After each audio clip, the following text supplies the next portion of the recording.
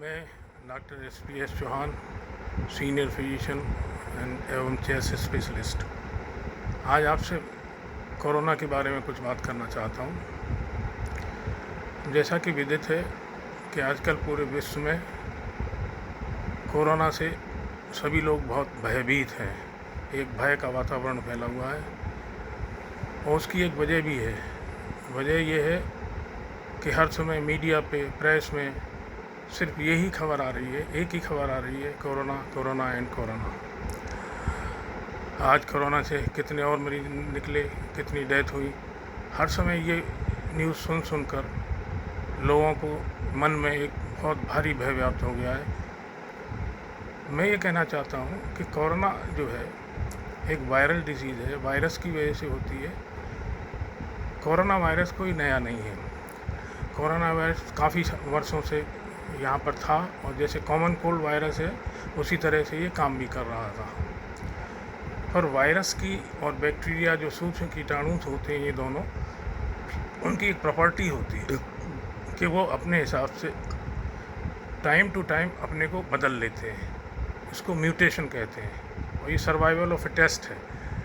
तो वो मौका देखकर अपने को बदल लेते हैं, जिससे अगर उन पे कोई दवाइयाँ पहले काम कर रही भी होती हैं तो फिर वो वाली दवाइयाँ उन पे काम नहीं करती हैं। ये बिल्कुल वैसे ही है जैसे मनुष्यों में भी ऐसा होता है कि वातावरण के हिसाब से थोड़ा सा बदलाव आ जाता है। जो लोग एसी में बैठ के काम करते हैं, अगर उनको भट्टी पर खड़ा कर दिया जाए थोड़ी देर, तो उस भट्टी पे उतने हाई टेम्परेचर पे ज़्यादा देर खड़े नहीं हो पाएंगे, जबकि एक मज़दूर कई घंटे, 8-8 घंटे वहाँ पे काम करता रहता है। तो ये बिल्कुल उसी तरह से है। पर ये जो कोविड-19 आया है, ये कोरोना वायरस का ही म्यूटेटेड स्वरूप है। तो पहले के कोरोना वायरस से ये थोड़ा सा ज़्यादा घातक है, इसमें कोई शक नहीं है। थोड़ा ज़्यादा कंटेजियस है, मतलब जल्दी एक बीमारी एक शख्स से दूसरे को लग जाती है। परंतु जितना भय व्याप्त है उतनी खतरनाक भी नहीं है। खतरनाक है पर उतनी खतरनाक भी नहीं है जितना पूरे विश्व में भय व्याप्त है। उसका मैं आपको एग्जाम्पल देता हूँ। इसको आप गूगल करके भी देख सकते हैं। जो कॉमन कोल्ड वायरस है, जो नॉर्मल फ्लू वायरस है, जिससे सभी लोग परिचित हैं, कभी ना कभी किसी न किसी को जुकाम, खांसी, ये सब वायरल होता रहता है और उस पर लोग बहुत ज़्यादा ध्यान नहीं देते हैं। उससे भी पूरे विश्व में हर वर्ष 4 से 5 लाख डेथ होती हैं। 4 से 5 लाख डेथ होती हैं। ट्यूबरकुलोसिस या टीबी की बीमारी जो है, उससे भी प्रतिवर्ष हिंदुस्तान में 4 से 5 लाख डेथ होती हैं हिंदुस्तान में। और दोनों ही बीमारी कंटेजियस हैं, इन्फेक्शन फैलाती हैं, एक शख्स से दूसरे को फैलती हैं। जिस तरह से कोरोना फैलता है उसी तरह से, क्योंकि ये भी रेस्पिरेटरी डिजीज़ है, तो उसी तरह से फैलती है। परंतु हम उन दोनों से भयभीत नहीं हैं, जबकि कोरोना से तो अभी इतनी डेथ हुई भी नहीं है। उसकी वजह कि बहुत सालों से है, तो हम उसको समझ गए हैं। और दूसरी बात यह है कि उनकी रोज़ाना रिपोर्टिंग नहीं होती है। रोज़ाना आपको ये नहीं मालूम पड़ता है कि आज 10 मोर्टेलिटी और हो गई हैं, आज 50 और हो गई हैं, अब 2000 हो गए, अब 5000 हो गए। तो वो एक भय व्याप्त नहीं है सब लोगों में। और हम टीबी और कॉमन कोल्ड के साथ बखूबी रह रहे हैं। दूसरी बात यह है कि कोरोना से जितने भी डेथ हो रही हैं, वो जो है वो ज़्यादातर उन केसेस में होती हैं जिनको ऑलरेडी और कोई ना कोई गंभीर बीमारी पहले से होती है, जैसे डायबिटीज़ हो या हार्ट की डिजीज़ हो या कैंसर हो या किडनी की डिजीज़ हो या कोई इस तरह से बीमारी हो। अब उस बीमारी वाले को अगर कैंसर वो ये कोरोना होता है और उसकी उम्र भी थोड़ी ज़्यादा होती है, तो उसके थोड़े से चांसेस इसमें बढ़ जाते हैं, क्योंकि वो वैसे भी उसकी इम्यूनिटी बहुत लो होती है, तो उसमें थोड़े से चांसेस बढ़ जाते हैं। अब आप अगर ये देखें कि क्या कोरोना से पहले डेथ नहीं हो रही थी? कोरोना से पहले भी डेथ होती थी, पर उतनी रिपोर्टिंग नहीं होती थी, तो हमें ये मालूम ही नहीं पड़ता था कि कितनी हो रही हैं, कितनी बढ़ गई हैं। हो सकता है इस काल में थोड़ी सी बढ़ी हों, परंतु जितना भय व्याप्त है उतनी भयावह बीमारी नहीं है, जो मैं समझ पाता हूँ। इसका एक और मैं एग्जाम्पल देता हूँ। एक कोरोना का मरीज अगर उसको थोड़ा सा प्रोटेक्शन रखें तो अमूमन वो जब तक उसको डिजीज़ रहती है 2-4 हफ्ते, तो वो करीब 2.5 लोगों को और बीमारी फैला सकता है। जबकि टीबी का एक मरीज़ जब तक उसको बीमारी रहती है, थोड़े प्रोटेक्शन के बाद भी करीब 14 लोगों को ये बीमारी फैला सकता है। तो इस तरह से टीबी उससे ज़्यादा भयावह बीमारी है। दूसरा ये है कि जैसे जो कोरोना से जान जा रही हैं, उसमें आप ये देख सकते हैं, ये पता करना थोड़ा मुश्किल है कि वो जान सिर्फ कोरोना की वजह से ही जा रही हैं या वो जो उनको और डिजीज़ थी उनकी वजह से तो नहीं है, साथ में उनको कोरोना भी हो गया है। खैर, पर कंटेजियस बीमारी है, लगने वाली बीमारी है, तो हमें क्या करना चाहिए? उसके लिए ये है कि हमें प्रोटेक्शन रखना चाहिए इससे, क्योंकि ये बीमारी कैसे फैलती है? ये बीमारी फैलती है 2 तरीके से। एक तो जो मरीज़ है उसके बोलने से, ज़ोर से बोलने से, खांसने से, छींकने से जो थोड़े से कण बाहर आते हैं, ड्रॉपलेट्स आती हैं, जो पानी के छोटे छोटे कण आते हैं, उनके साथ वायरस बाहर आता है। और वो वायरस अगर आपके मुंह पे आता है तो वो आपके मुंह से या आपकी नाक से या आपकी आँख से अंदर जा सकता है, और जब अंदर जाएगा तो आपको इन्फेक्शन फैला सकता है। तो उसके बचाव के लिए बड़ा सिंपल तरीका है कि अगर आप मास्क पहने हैं और अगर वो मरीज़ मास्क पहने हैं जिसको बीमारी है, तो वो ड्रॉपलेट आपके तक आ ही नहीं पाएंगे। आप भी मास्क पहने तो वो तो करीब फुल प्रोटेक्शन हो गया। दूसरा तरीका ये है फैलाने का कि जो पेशेंट है उस कोरोना की वजह से, क्योंकि उसको कीटाणु बाहर आते रहते हैं, तो वो उसके हाथ पे भी वो कीटाणु लग जाते हैं। अब वो हाथ से किसी चीज़ को छूता है, टेबल को, मेज को या और किसी सरफेस को, तो वो कीटाणु उस सरफेस पे भी लग जाते हैं, और आप फिर उस सरफेस पे अगर हाथ लगाते हैं तो वो कीटाणु आपके हाथ में आ जाते हैं। और जब आप अपने हाथ को मुंह पे लगाएंगे तो वो कीटाणु आपके मुंह से, नाक से या आँख से अंदर जा सकते हैं। उसके प्रोटेक्शन के लिए ये है कि आप अगर बीच बीच में अपने हाथ धोते रहते हैं साबुन से या अल्कोहल युक्त सॉल्यूशन से सैनिटाइज़ करते रहते हैं, तो उसके खतरे भी कम हो जाते हैं, ना के बराबर हो जाएंगे। और इस बीच अगर आप किसी सरफेस को छूते हैं तो हाथ धोने से पहले अपने मुंह को हाथ न लगाएं। और जो सरफेसेस होती हैं यूजुअली जिसको लोग टच करते हैं, दरवाजे के हैंडल्स को, दरवाजे को, खिड़कियों को, मेज़ को, उनको बीच बीच में अगर आप सैनिटाइज़ करते रहें उससे, लाइजोल से या अल्कोहल युक्त उससे, जैसे हाइपोक्लोराइड सॉल्यूशन से या ब्लीचिंग पाउडर से, तो वहाँ इन्फेक्शन रहने के भी चांस कम है। इन 2-3 तरीक़ों से ही आप इस बीमारी से बच सकते हैं।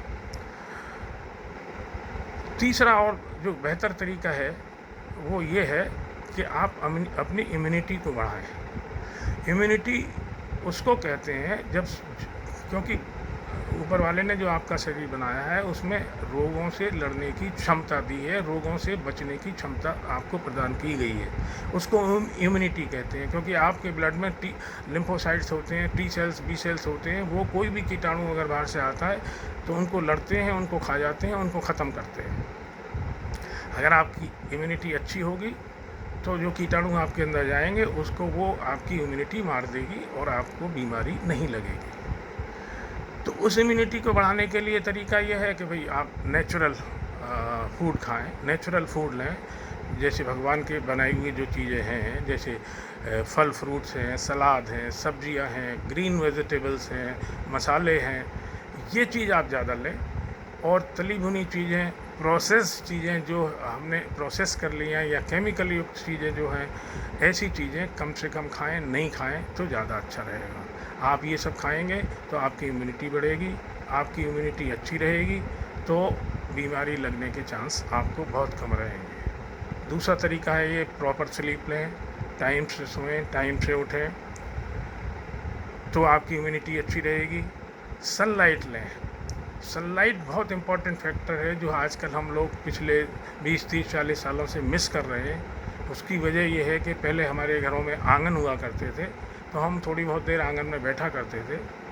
अब आजकल आंगन ख़त्म हो गए, लॉबी हो गई हैं जहाँ सूरज की किरणें बिल्कुल नहीं आती हैं, तो उसकी वजह से हम सनलाइट का एक्सपोजर नहीं मिलता है। कायदे से 10 से 2 के बीच में 20-25 मिनट या आधा घंटा हमें सनलाइट लेनी चाहिए, जिससे न कि केवल विटामिन डी आपको मिलता है जो आपकी इम्यूनिटी बढ़ाएगा, उसके अलावा भी बहुत से बेनिफिट्स हैं जो इम्यूनिटी बढ़ाएंगे। वो इन्फेक्शन को भी ख़त्म करते हैं, वो वायरस कीटाणुओं को भी ख़त्म करती है सनलाइट। तो वो हम ज़रूर उससे एक्सपोज रहें। इसके साथ ही मन को खुश रखें। सबसे ज़रूरी बात है, मन अगर आपका खुश रहेगा, अगर आप मन से प्रसन्न रहेंगे, लाफ्टर जो आजकल आपने थेरेपी सुनी होगी, लाफ्टर थेरेपी, उससे क्या होता है कि आपके अंदर जो अच्छे हार्मोन्स होते हैं वो सिक्रीट होते हैं। एंडोर्फिन्स हैं, डोपामिन्स हैं, सीरोटोनिन्स हैं, ये अच्छे हार्मोन्स सिक्रीट होते हैं। और जो ये अच्छे जो हार्मोन सिक्रीट होते हैं तो ये आपकी इम्यूनिटी बहुत ज़्यादा बढ़ाते हैं।